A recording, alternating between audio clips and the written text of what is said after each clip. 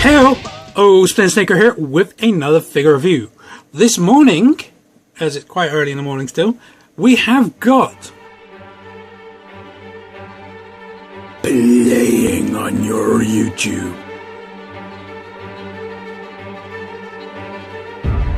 McFarlane Toys.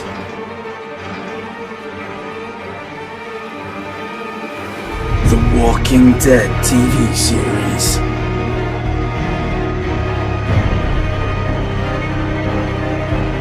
Merle.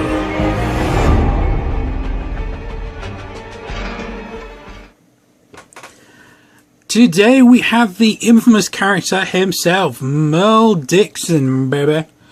And like I've done with the rest of these reviews, what do you think of the actual character?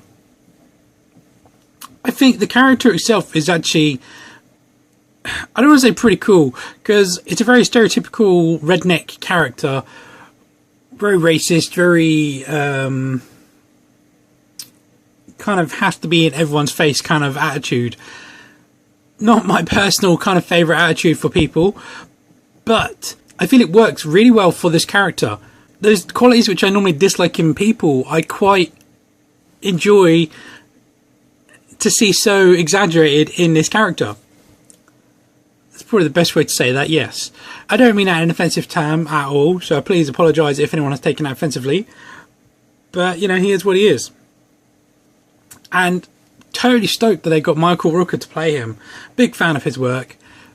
Love him in pretty much everything I've seen him in, even things from like Mallrats to Guardians of the Galaxy. I just think he's a great all-round actor. Okay, so I have two apologies to make just on the bat here. Firstly, about my backdrop. Seems my cat has found that he likes to sleep on this at night. I have done my best to get rid of all the hairs I can see, but I do apologise if any show through. I am going to have to wash this backdrop, which I will have to detach from the wall and chuck it in the machine. But I want to get these last two Walking Dead reviews out of the way first, because they're the last ones, and then I can move on. Second apology is if you hear any kind of construction noises or something, I sound like my neighbours are doing some DIY in the back there. So I'm not too sure what's going on, but just heads up, if you hear any hammers or drills or whatever, that'll be why. It's not just from my secret dungeon. I don't have a secret dungeon, don't worry. It's just a very bad taste joke.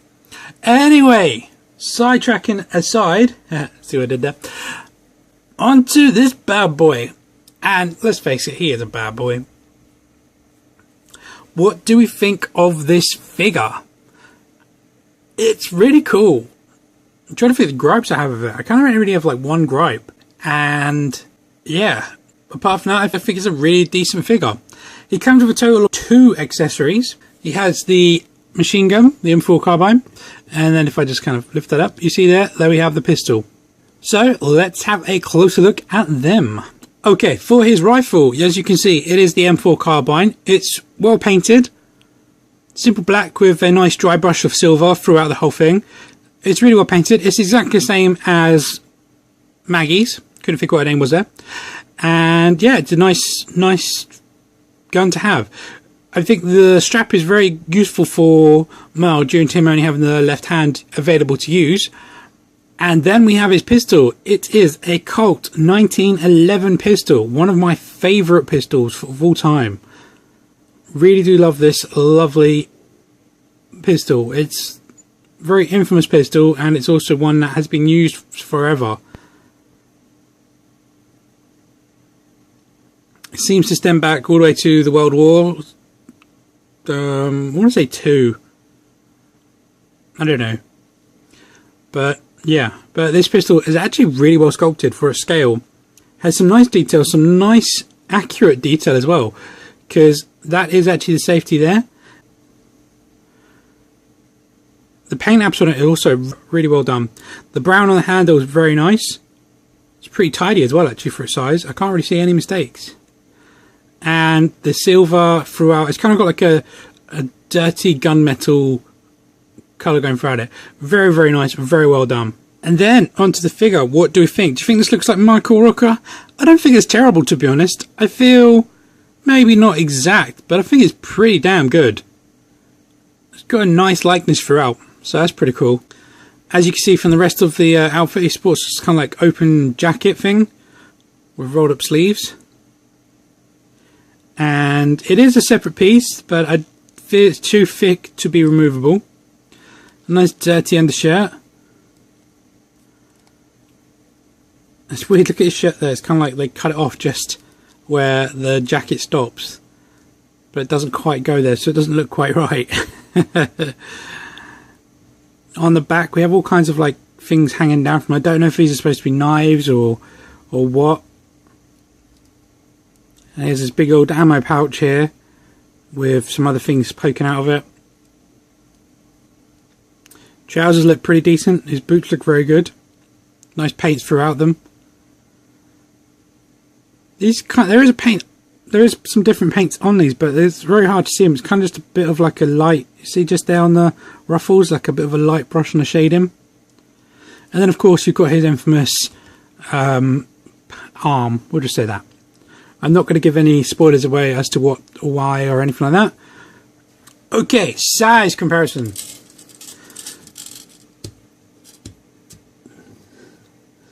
Merle stands literally just at the 5-inch mark. Standing next to Glenn, Maggie, the Governor, and then a Bucky cap.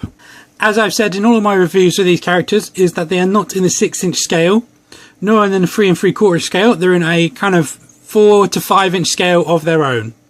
Okay, I'd like to actually add an apology about my previous review, Tyrese. When I recorded that review, I actually called him Tyrone throughout the whole thing. You might have even noticed it from when I was doing my size comparisons with him in my previous videos. I don't know why, I had it in my head that his name was Tyrone. So what I had to do, which was incredibly great fun, was had to re-record the word Tyrese over and over and then try and fit it into my review. Because I've already sold the figure, I didn't have the figure available to do the whole review on it, so I had to literally try and squeeze it in and make it sound as best I could. So when I say the word Tyrese and it sounds a bit off, that's why, because it wasn't original recording, and I do apologise for the sloppy work. I tried to keep my reviews as professional as possible, yet friendly as possible, but yeah, it was kind of unavoidable and it was my own mistake. Just don't know why I thought his name was Tyrone. It's weird how the brain works. While we have him here, I wanted to go over my gripe on his figure, and the only gripe I have really is with his little Bayonetta knife thing. Maybe like the other ones, the articulation, but it's this. When I got this loose, this was broken. I reattached it, and then I was just about to record this guy before I did Glenn, and he fell over and landed on it and it broke again. So this is incredibly fragile. That's the only problem I really have with the figure. So bear that in mind to this figure, guys. This is incredibly fragile, and I've had to glue this twice now.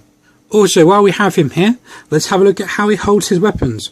You saw at the start of the video that he holds the rifle just fine, and that's true. Let's try his pistol. Obviously, you can only hold it in one hand.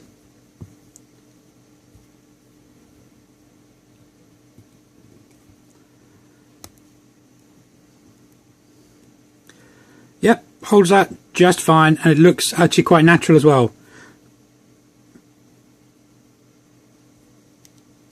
So that's pretty cool. And again, no knives or anything, just the pistol, because he's got his knife here.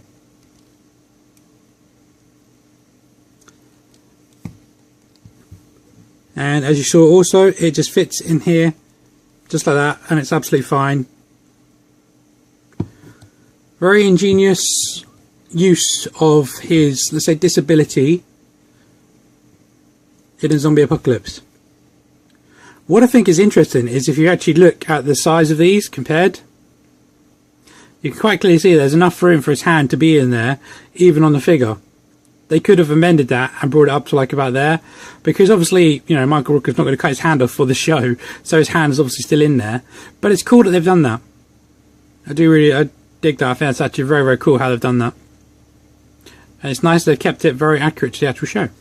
Okay, articulation. Now, I've said in my previous videos that these McFarlane toys have these kind of cogs, which is very ugly, and it just doesn't look right. You see there's a cog, and then the back of the knees, there's cogs here. Weirdly though, on this arm, they've just given him a simple hinge, and it looks a lot nicer. Something Sean was Prime pointed out is that their pegs are very prominent and they look ugly. And I agree with him on this one. Although it looks good on the camera, that's actually flesh tone. I don't know why it's coming over so shiny and it looks like it's matching that, but it's not. It's actually flesh tone and it stands out like a mile. This one's pretty well hidden though. But you know, it is what it is. You can't really complain too much. Right, articulation. Head is on a ball joint. They can go up that far, so it's really well done. And it can go down that far. You get side to side and then full 360 degrees rotation. Shoulders are on ball disc, but this is a very hard plastic, this, so it is going to hinder your articulation. As you see, it's going out. I can't get it to go straight up, but you can go around 360 degrees. They can go out at about that far, and this arm has a cut joint just here, so if I hold that tight you can see, hopefully that part there is moving. You can rotate that around 360 degrees. It's very stiff as well. And then you have a single bend in the elbow of that, so not quite 90. Whereas this arm, you have the same as the other ones, just a ball peg going in there with a ratchet joint. So you can get past 90 there, but then the further you go round, the less you get. But you can rotate around 360 degrees in that joint.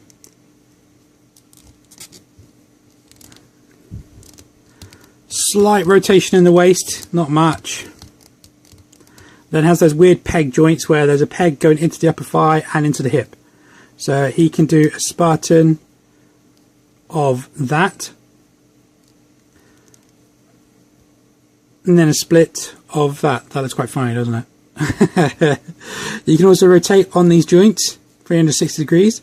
Then they have a bend in the knee of not quite 90. And you can rotate that around, and of course the less you get the further you go around, but you can rotate 360 degrees if it's straight. It's interesting, you can see that the mould here, they've done like this little kind of slit on the knee, and it lines up just right with that. This one on the other hand, I don't know why I've done it differently, but you don't, so you can actually bend his leg forward a bit. Strange. I guess that's supposed to be a ruffle maybe. It's interesting. Sorry, get sidetracked. And finally has ball peg feet. So he has a ankle point of that to that. He can do a pivot from there to there, and then you can rotate around 360 degrees. So you have to work with the trousers. Okay, final thoughts on this figure. Would I recommend him? Yes, very simply. I think it's actually a pretty decent figure. Minus the hip articulation, which you guys know that I'm not fond of. I think it's a very, very cool figure and a great addition to the collection. If you are collecting these Walking Dead figures, then you have to get this one. He's just an amazing addition to the collection. Anyway guys, that is my review. If you have enjoyed this video, please drop me a like down below. Please subscribe and add any comments you'd like to add about this figure or my channel or The Walking Dead. And if you'd like to contact me, please contact me via my Facebook. There is a link in the description below. And as per usual guys, keep collecting and I'll catch you on my next one. Bye bye.